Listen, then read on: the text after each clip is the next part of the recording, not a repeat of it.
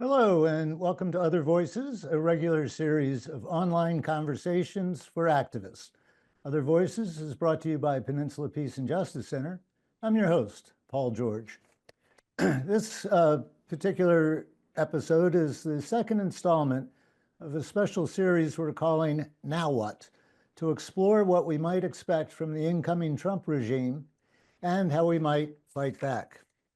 In this episode, we're going to turn to the Middle East, and especially the ongoing conflict between Israel and Palestine.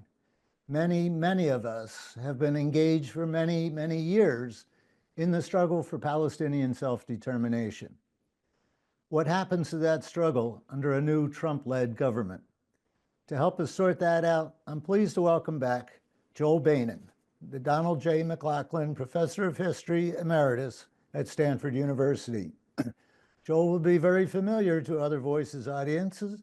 This will be his third webinar with us just since the Hamas attack on October 7th. And there have been many more appearances going back to the first days of Other Voices when we were doing it in a TV studio and not online. Joel Beinin, welcome back to Other Voices. It's good to have you here. Thank you for having me. Happy holidays to everyone and Happy New Year. Yeah, I've been finding myself saying Happy New Year, even though, or despite.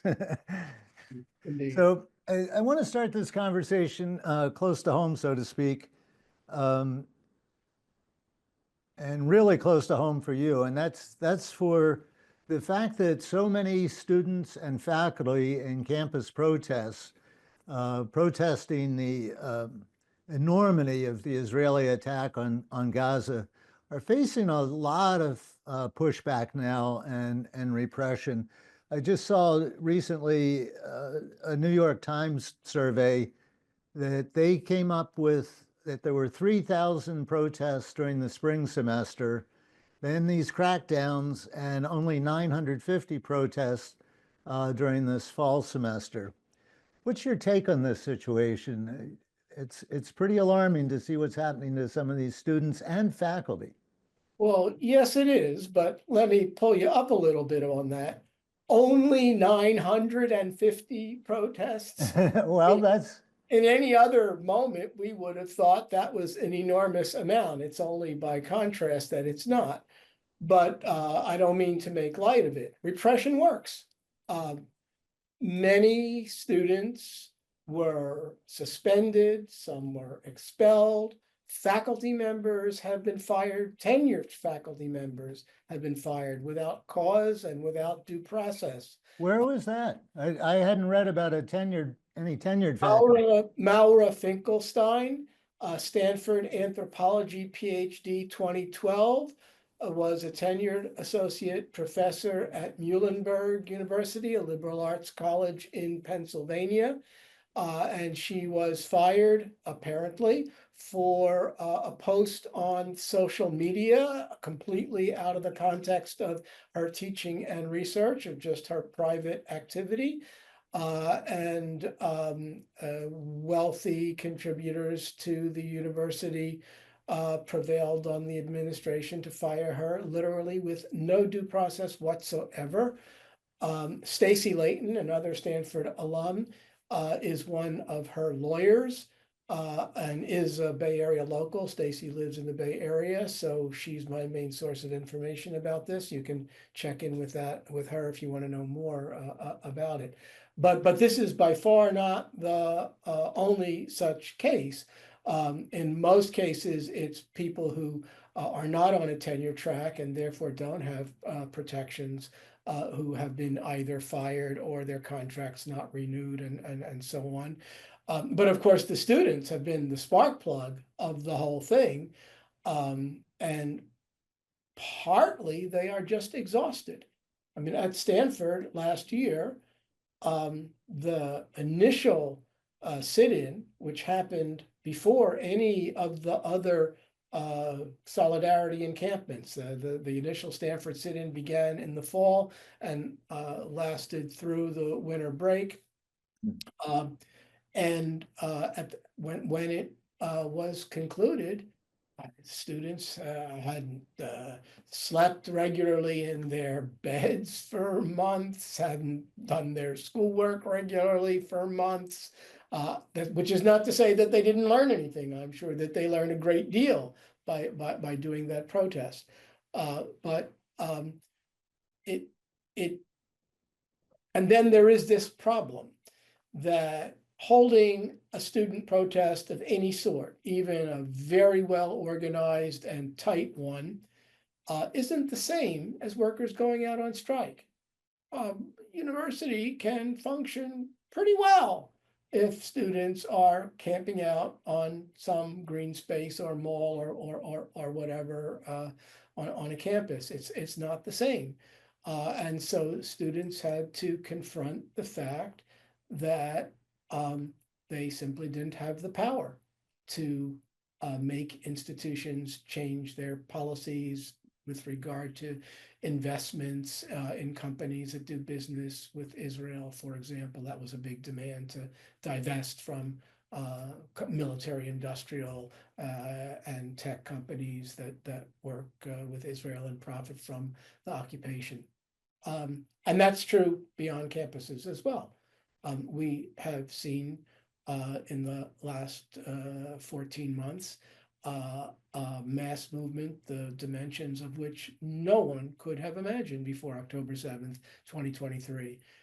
And despite its very strong and deep dimensions, we don't have the power to change US government policy. I want to just mention that although encampments got a lot of the attention as parts of college protests, it wasn't just encampments that have brought this crackdown. A couple that I recently read about that were kind of shocking. At Harvard, students were engaged in what they call the study-ins, where they would go to the library and read, but they would have a sign taped to their back saying end the war or end the occupation and things like that. And dozens of them at Harvard, they were banned from the library for doing that. At Indiana University in Bloomington, they had a candlelight vigil.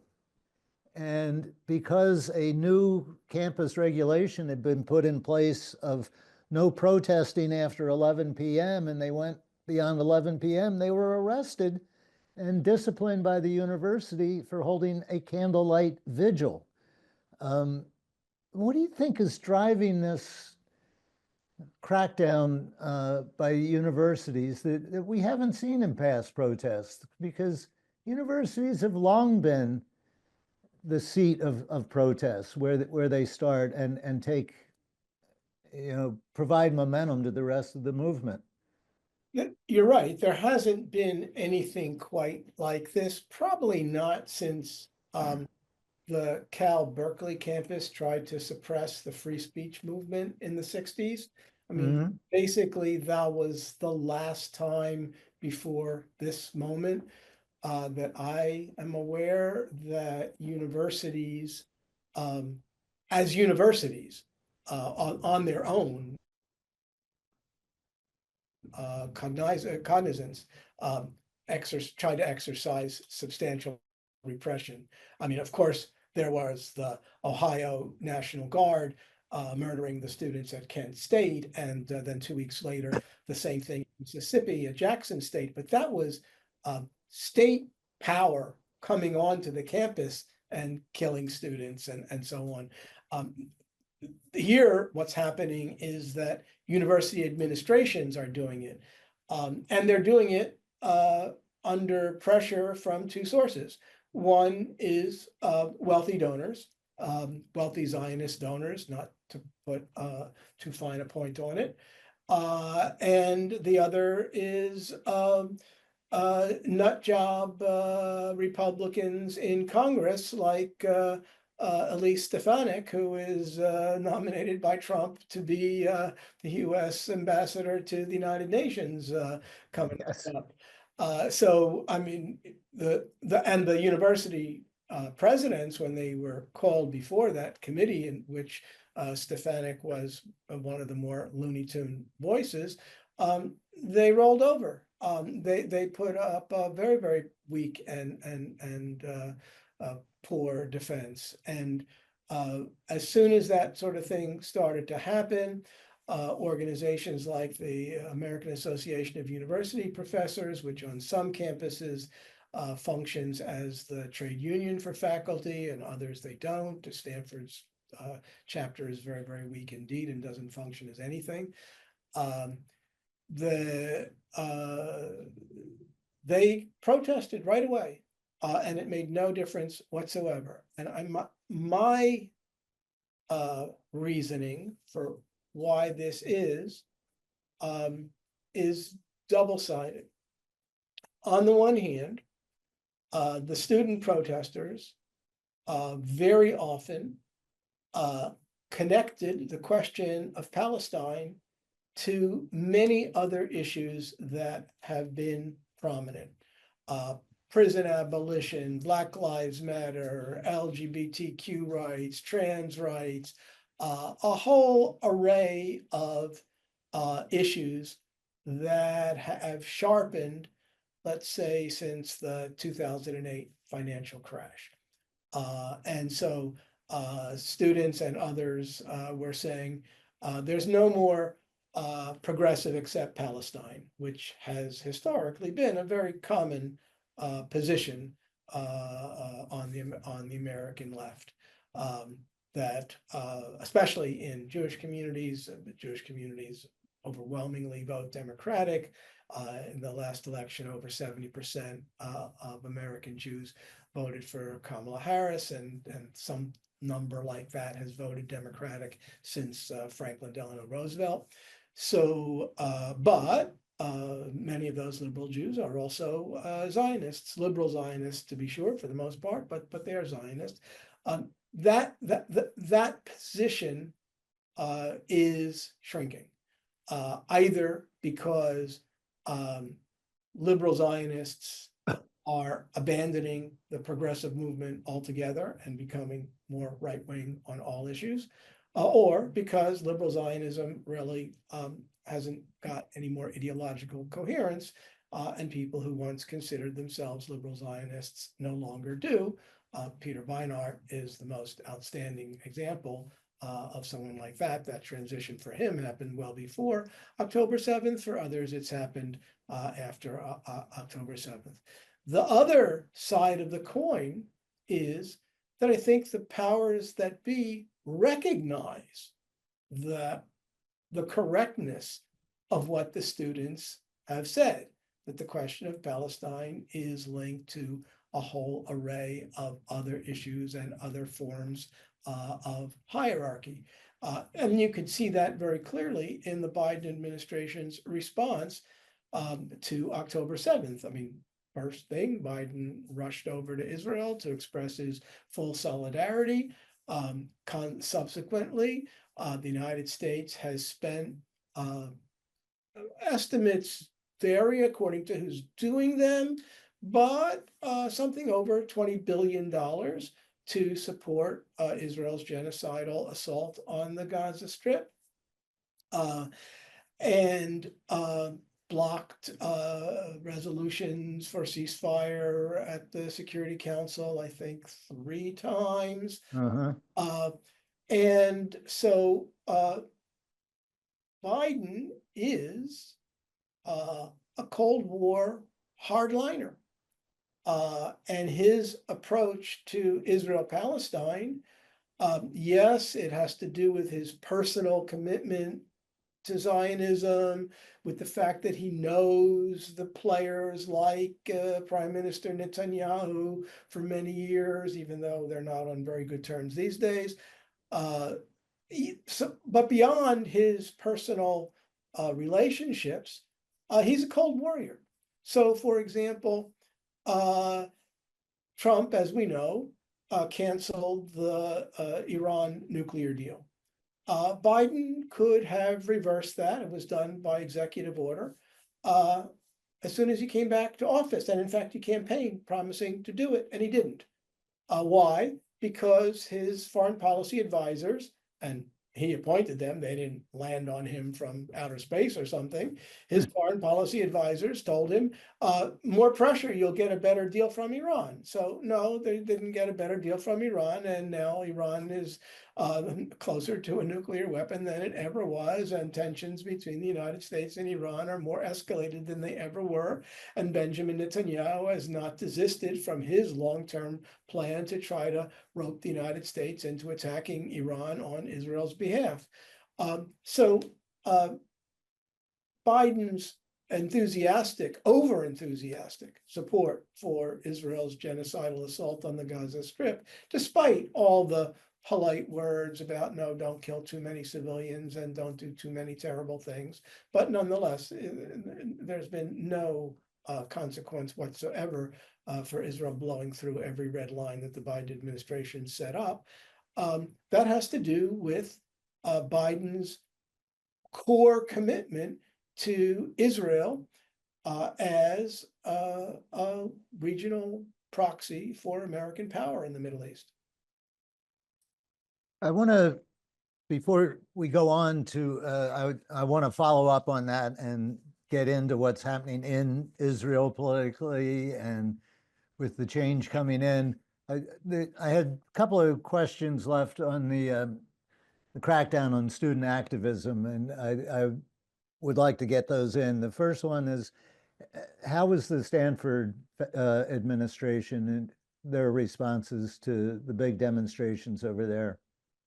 Stanford administration was mostly pretty clever about how they handled it. They were very cool during the initial several months long sit-in from the fall to the early winter.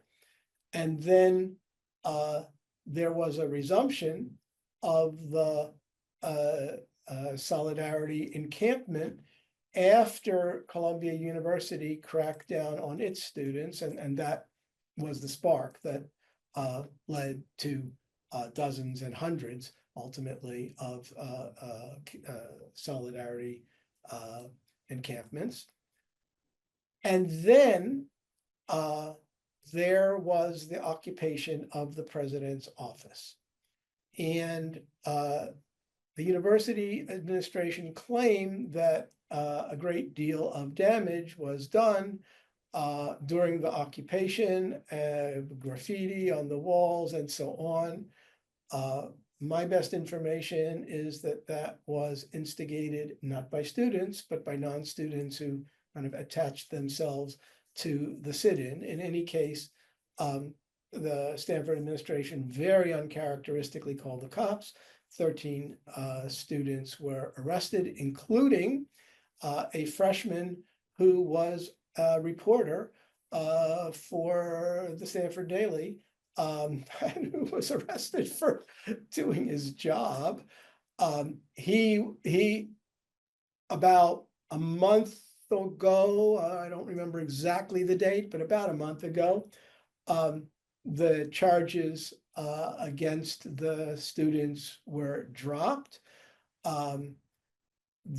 Apparently the state authorities can still reinstate the charges, except for the guy who was the Stanford Daily reporter. The university did not apologize for having him illegally arrested or anything else, but the university decided that the students were suspended from attending classes and even setting foot on campus for 2 quarters, and that was enough punishment, and they can re-enroll in January. Yeah, a lot of students have found themselves on, not only at Stanford, but at these other universities around the country. One of the main punishments has been academic discipline or probation and threatening their degrees.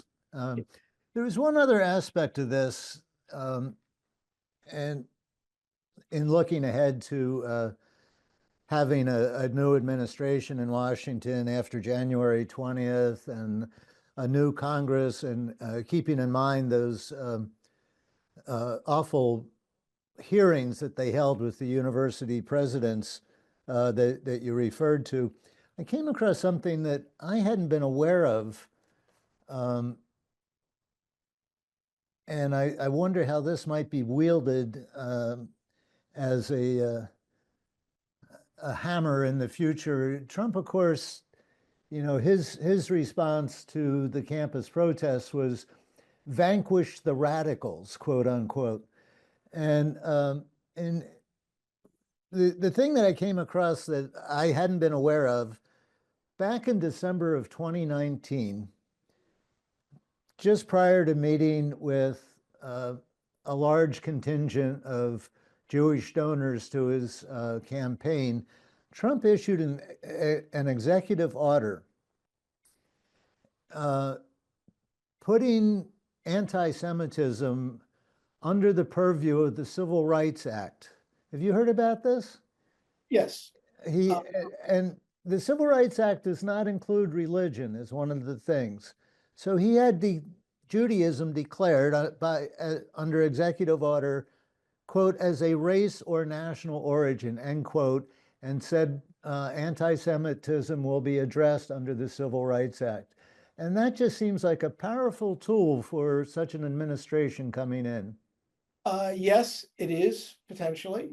The problem is that it's not as wackadoodle as it sounds to begin with if you had decent intentions, because a very large number of Jews in America, in North America, in fact, altogether, including in Israel, aren't religiously observant. And for them, including me, Jewishness is pretty much an ethnic identity and not a religious identity. So of course, Jews have argued about this forever. Who is a Jew? What does it mean to be a Jew? And Orthodox Jews, have have always had a very clear and easy answer to this. That you're Jewish if your mother is Jewish, and if you haven't converted to another religion. And the essence of Jewish identity is for them Jewish religious practice. But that's 10% of North American Jews. For the rest of us, for many of the rest of us, it is effectively an ethnic identity, like being Armenian, where you can't be Armenian if you aren't either Armenian Orthodox or Armenian Catholic. I mean, you can't be a Buddhist or a Hindu and be Armenian. Well, you can be Buddhist because you can be a Buddhist and be anything, but Armenianness is the culture of being Armenian is very bound up with the Armenian churches, in the same way that the culture of being Jewish is very bound up with elements of Jewish religious practices. Lots of American Jews lit Hanukkah candles this week and may not have gone to synagogue at all for the previous weeks and months. Maybe they went on Yom Kippur or Rosh Hashanah. Yeah. Okay. Well, let's turn to the situation in Israel and Palestine, and I wanted to start with Netanyahu's political position at home. He seems to have made it through this fairly ensconced, fairly well ensconced, although he's not at all popular. People don't seem to oppose his policies or how he's carried out this war, but he remains extremely unpopular with a large part of the voting public there. And at the same time, he's currently on trial for various criminal indictments brought against him. And he has the International Court of Justice charge of crimes against humanity charges against him. How secure is Netanyahu in his position? Has he dodged enough bullets that he's good for a while? I think he's good for a while. It's the International Criminal Court, not the International Court of Justice. You're right. I misspoke. We don't need to get into the weeds on that. So In January, February, March of this year, Netanyahu had tanked in the polls. But now, even though the current coalition, according to the average of Israeli polls, if an election were held today, would not win enough votes to be able to form a government, neither would the opposition. Huh. And the Likud, which is Netanyahu's party and the largest party in the coalition, while it has lost seats compared to the number that it had when the government was formed in December of 2022, it would still be the largest party. So what that tells us is, yes, personally, an increasing number of Israelis detest Netanyahu. Either they detest him because they think of him as a criminal, because, as you said, he's currently in the middle of a trial in which he has been indicted on 3 charges of bribery and corruption and abuse of public trust. They hate him because he has conducted this war from day one in a manner that was not designed to bring back the Israeli hostages. On October 7th, Hamas took some 250 Israeli hostages. 100 of them are still left in Hamas captivity, of which 60 are perhaps still alive. There are other elements about the conduct of the war that have been raised at demonstrations, which have again become very large in Israel, weekly demonstrations against the government. But the broad sentiment of the Israeli Jewish public agrees with the government's view that Hamas has to be eliminated. And if that means flattening Gaza in the process, so be it. Yeah, well, he's certainly shown us that as being his strategy. There's not off topic, but of interest. I think it was yesterday or a couple of days ago in the New York Times, there was an op-ed by Noah Landau, the deputy editor-in-chief of the Israeli newspaper Haaretz. He mentioned one of the things that has changed substantially in recent years in Israel is the growth of a kind of a right-wing, almost digital right-wing media echo chamber, much like we've developed here in with our right-wing Fox News and podcasts. Is this really a changing factor in Israeli politics? Are we seeing a lot of propaganda from the right, disinformation from the right through these new channels? Landau referred to Channel 14 as Israel's Fox News. Right. So Noah Landau, first of all, it's she. Oh, she. The Israeli mediascape is very much like the American mediascape. Channel 14 quite reasonably can be compared to Fox News.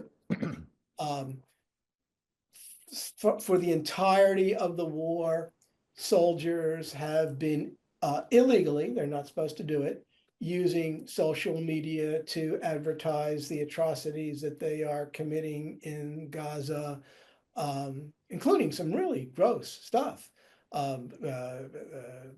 looting private homes and soldiers dressing up in women's lingerie and stuff that has no security element whatsoever. Lighting Hanukkah candles in mosques, and just gratuitous things over and above the slaughter of now 45,500 minimum people in the Gaza Strip, plus all of those who are buried under the rubble and who have died from preventable diseases and starvation and so on, and now exposure to the cold. So there's that functions very much like X, Twitter, and those kind of social media platforms in the United States. And there is the fact, broader than that, that except for Haaretz, the daily newspaper that has a Hebrew and an English edition, plus 972, which is an online webzine, and to a certain limited extent, the public radio station. There is a very broad media consensus that we don't show you too many bodies from Gaza. So Israelis know what is going on, but they have a whole set of alternative facts that frame what's going on in a way that doesn't arouse the kind of revulsion that it has elsewhere in the world. Yeah, you mentioned the public broadcasters. I think another parallel with U.S. Media landscape is that apparently the Israeli cabinet has made a couple of efforts and is continuing to try to shut down the public broadcasters. Yes, something we're going to see in our Congress, I think, early on in the Trump administration. Yeah, the Israeli Netanyahu has for some time been in favor of privatizing the public broadcasting authority. So I do want to get to our viewers' questions because we got a ton of people on here, but I just wanted to ask quickly.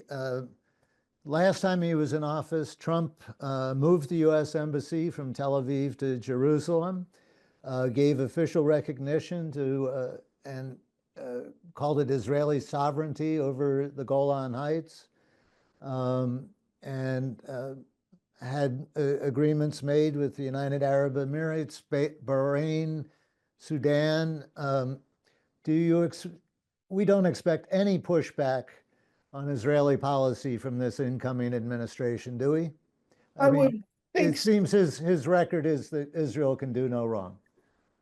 Well, Trump has also said that Netanyahu should get this over with quickly because he doesn't like wars and he wants it to be over. Now, I'm no expert on deciphering Trump's pronouncements, and he changes his mind 3 times a day. So who knows what that could actually mean? I mean, we can see from his appointments. I mean, former governor of Arkansas, Mike Huckabee, is the ambassador designate to Israel. Huckabee is an evangelical Christian Zionist. He said there are no Palestinians, there is no occupation. God gave the land to the Jewish people, end of the story. Then there is his son-in-law, Jared Kushner, who has apparently not going to be part of the administration this time around as he was last time. He's too busy getting rich with Saudi money. Indeed, and one of the projects with the Saudi money is that the Israeli army since October has been conducting a campaign of ethnic cleansing in northern Gaza. That's not my assessment. That's the assessment of Moshe Ya'alon, former chief of staff of the Israeli army and former minister of defense. He said that on Israeli TV. So Jared Kushner would like to build beachfront resorts in northern Gaza, and if there were no war there, it would be an ideal place to do such a thing. I mean, there's the matter of the 2 million plus Palestinians who live in the Gaza Strip and so on, but the Israeli government and the army and Jared Kushner are all envisioning that there won't be any Palestinians left in the northern part of the Gaza Strip. Right now, there may be something like 70 to 100,000 Palestinians left. And of course, Trump will be totally gung-ho for something like that. He's a real estate guy. Yes, yes. Okay, let's bring our audience members in here. There's two ways you can ask a question. You can either click on the Q&A and type in your question, and I'll read those off to Joel. We would really like to hear from you, though. We call this Other Voices, so let's hear your voice. So click on the raise hand, and our director will give you a signal that you can unmute yourself and then just speak into your mic and ask your question of Professor Beinin. So we do have one here in the Q&A box while we're waiting for people to raise their hands. This one is from David. So how do we effectively change this situation? What media sources out there would welcome our articles, comments, and posts? Can Facebook groups be useful in getting out our message? Thank you, David. Thank you for the question. And here comes my big downer of the evening. We don't have enough power to change this situation. We learned that in the last 14 months, right? We built an enormous movement. We expanded, even in Congress, our reach. I think it was 38 Congress people, all members of the House, voted against a bill to authorize military assistance to Israel. We're not there yet. And there's nothing that we're going to be able to do from today to tomorrow to next week to next month to stop Israel doing what it's going to do. And the problem isn't that the American people don't know. The problem isn't that they haven't read your article or my article or anybody else's article that's going to tell them the truth about it. The problem is that we've won public opinion. Something like 70% of the American people favor a ceasefire in the Gaza Strip. The majority of Democrats are against further unrestricted military aid to Israel. It's only if you focus your media attention on CNN, MSNBC, Fox, and the corporate media that you wouldn't know that the great majority of the American people oppose American policy. And why are we not stopping American policy? Because we don't have the power to do it yet. A little pessimistic, yes, but I think absolutely accurate. We have another question in the Q&A box. It'd be nice if somebody would raise their hand and come on and join us. I would like to know more about, this is from Laureen, I would like to know more about the natural gas discovered off the coast of Gaza, Lebanon, and Syria. And the EU had long signed an agreement with Netanyahu. So there is a big pool of natural gas between Cyprus, Lebanon, and Israel, Gaza. I believe part of it has already begun to be exploited, but not the part that is closest to Gaza. I don't think this has anything directly to do with what Israel is up to in Gaza. I mean, that Israel was dealing with the Palestinian Authority about how to divide up who should get what from the natural gas, and also Cyprus. And they were also, despite Hezbollah being in the government of Lebanon, talking with the Lebanese about this. I'm sure all of that has been put on hold since October 7th. But I don't think that's not why Israel is doing what it's doing in Gaza. This is not a fight over resources or, No. yeah. Okay, we do have a hand up here, Lisa Evans. If you're ready to come on? Yes, Yeah, yes, yes. go ahead. Let's see. I about 10 years ago, there was something called boycott, divestment, and sanctions that I was very interested in. And then I think they passed a law in the United States to make that illegal. And I'm wondering if Professor Beinin has anything to say about that. Sure. So there still is boycott, divestment, and sanctions, and it's not illegal.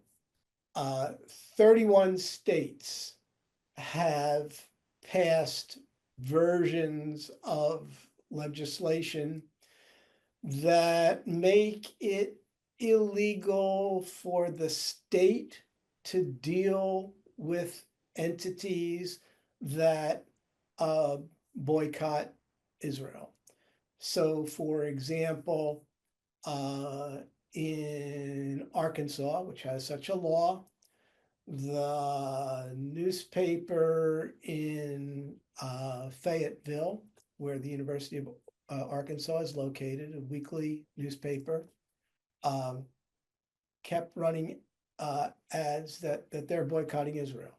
Now, they don't do any business with Israel. That was just a matter of principle on the part of the publisher.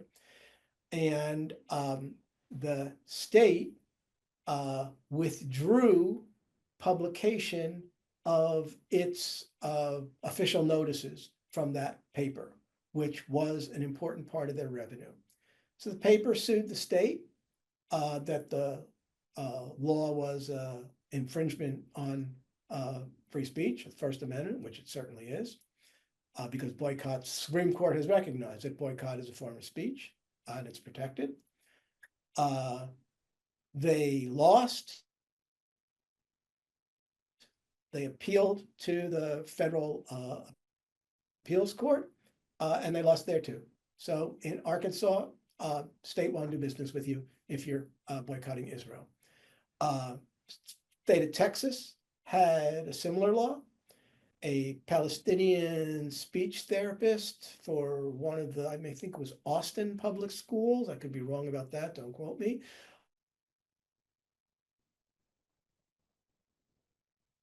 was asked Israel. She refused to sign it, so she was fired. She sued and she won, and her case was upheld in different federal district appeals court. So in Texas, the state can't penalize you if you boycott Israel. In Arkansas, it can. Many of these laws are at various stages of the legal process. Some are going to fall and some are going to stand. But these laws are narrowly designed in terms of what the state will do. So you, Lisa Evans, feel free to boycott Israel, divest from any stocks you might have in Caterpillar or Northrop Grumman or any other entity that does business with Israel and profits from the occupation.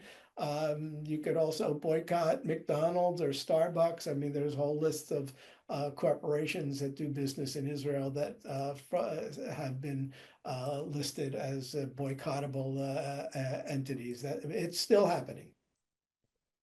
What is the status of BDS? You said it is still happening, and I know a lot of people are aware of it. Might the fact that we haven't been able to change policy in Washington re-energize that as an approach? What's your take on its current status and possible future action as a tool to try to force some of this change that we haven't been able to do politically, as you pointed out? It could. I mean, many of the student solidarity encampments had as one of their demands that their institutions divest from corporations that profit from the Israeli occupation. That was at Stanford, that was a demand. And Stanford has a process for dealing with such things. Stanford never actually did divest from corporations that did business in South Africa during the apartheid era, but they began a process of looking into it. So students raise that demand. And of course, the first thing that an institution like Stanford tells you is, oh, that's too complicated, can't do that, it's very blah, blah, blah, blah. But they can, and if there were enough pressure, they would have to at least nominally initiate such a process. So yes, that is an important organizing lever.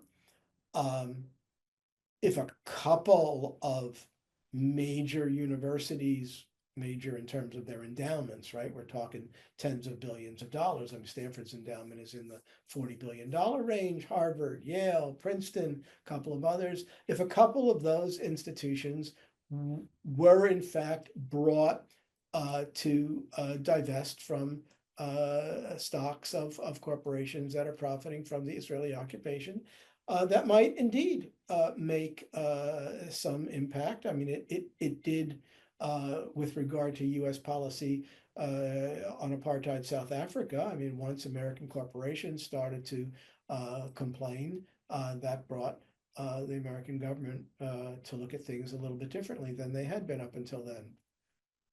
I think we're still a ways off from that. I mean, we don't have enough power right now to force a change in government policy, and that will, of course, become even more difficult in a Trump administration. And neither have we won significant divestment victories since I think the very first one at Hampshire College, which was maybe 15-ish years ago. That was a long time ago. Yes, indeed. Well, I don't see any more questions or hands up right now. Let me ask you to, I know you told me you were loath to do any crystal ball gazing, but staying away from the upheaval in the entire region, Gaza's future, it's obviously looks like Israel is going to reoccupy Gaza. I don't see any end game to this without the IDF in Gaza at this point. Netanyahu's not going to let any kind of international force in there. Where does Gaza go from here? Might we see settlements in Gaza? Might we actually see Kushner's oceanfront hotel, that sort of thing? We could. I looked just before we came on at a couple of think tanks and other sources that issue prognostications for 2025.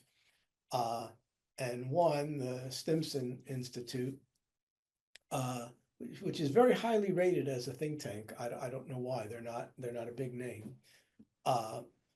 Said, okay, there are three scenarios for Gaza.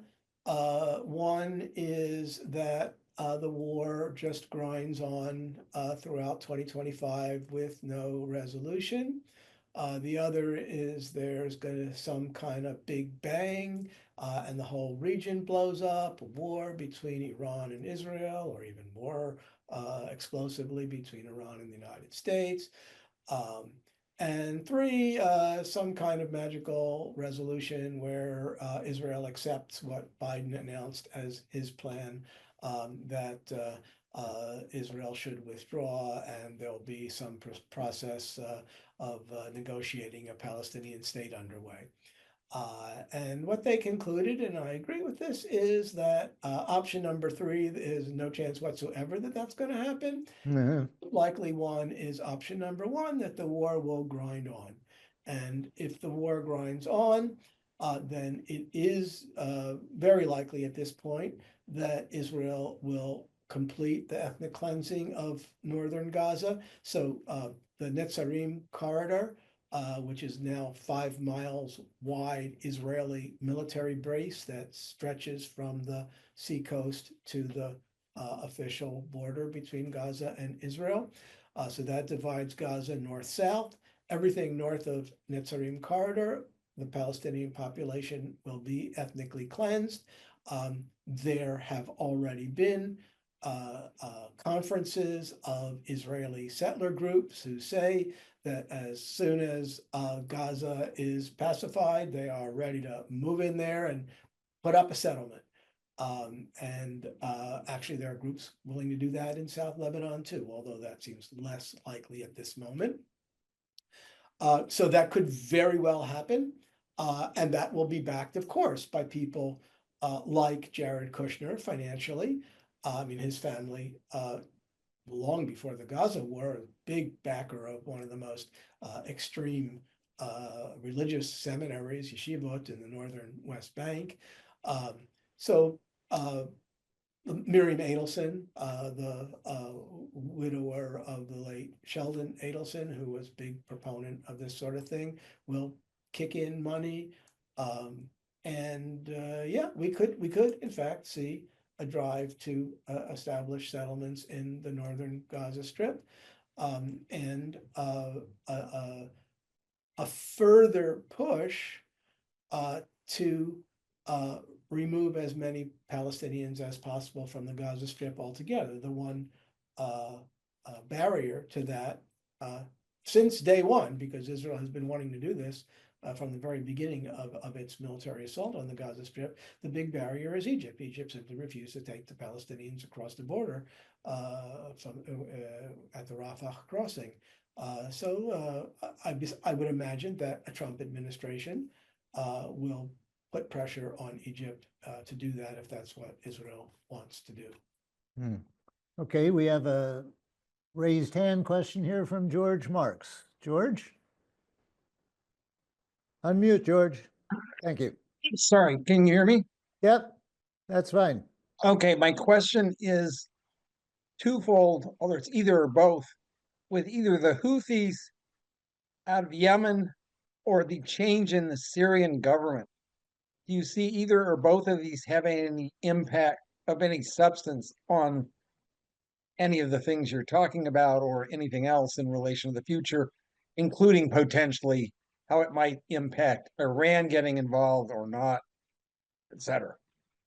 So Syria, quite possibly yes, because as we know, Syria under Assad had been an important ally of Iran. The current regime is certainly not that. We aren't quite sure exactly what their political complexion is, because they are descended from Al-Qaeda via the Islamic State, and maybe they have repudiated all of that, but maybe not, because today there was a report that some of the foreign fighters who came initially to fight with Al-Qaeda or the Islamic State are being given Syrian citizenship and given positions in the new Syrian army. So, okay, we don't know exactly the complexion of that regime yet, but clearly, strategically, the two big winners in Syria are Turkey, which was for many years a supporter of Hayat Tahrir al-Sham, HTS as they are being called in the Western media, the militia that led the ouster of the Assad regime. And Israel is super happy that that Iranian influence has been eliminated in Syria and marched right across the no man's land that had been established after the 1973 war, occupied that, occupied a few other things, blew up every bit of military equipment they could find in Syria. Israel is number two. I mean, Turkey has the leg up. And so one could imagine developments in Syria that Israel will not be happy with, but Turkey might be happy with, and the tensions between Turkey and Israel, that's already happened a number of times, going all the way back to the 2008-9 Israeli assault on the Gaza Strip. So that that's something to keep an eye on, and it could make a difference. Not so much the Houthis. First, because they're very far away, they're 1,000 miles or thereabouts from Israel, Palestine. Militarily, they were very effective when they were shooting at ships and such like that, passing through the Bab el-Mandeb, but their missiles have almost all been shot down by Israel. A few have landed and not done major damage. So from a military point of view, they're not a very potent factor, and strategically, Israel will be just as happy to leave them alone if they would stop shooting missiles. Okay, thank you for the question, George. Well, I don't see any other questions in either queue, and we're almost at time anyway. So, Joel, you got a few closing words for us tonight? Yeah, I was afraid you were gonna ask something like that. So we can't really know today what things are gonna look like under Trump. I mean, I'm not saying he isn't gonna do many of the things that he's said he would do, tariffs against China and so on, and whatever other, he's gonna do a lot of really bad stuff. But we don't know exactly what he will and won't be able to accomplish. I mean, there still are courts in this country that might rule that something that he's tried to do is illegal. There are states that won't collaborate with efforts to round up undocumented immigrants, for example, California and Oregon, two among them. So we don't exactly know what he's going to do. But it's not just Trump. We're looking globally at the rise of an authoritarian, anti-democratic right, populist right. Modi in India, Orban in Hungary, Geert Wilders in Netherlands, and all of these forces look to Israel. They see Israel as a model of a kind of illiberal ethno-state that they are striving to establish in their realms. So, and under Trump, the United States could go in this direction too. And if this trend gains momentum,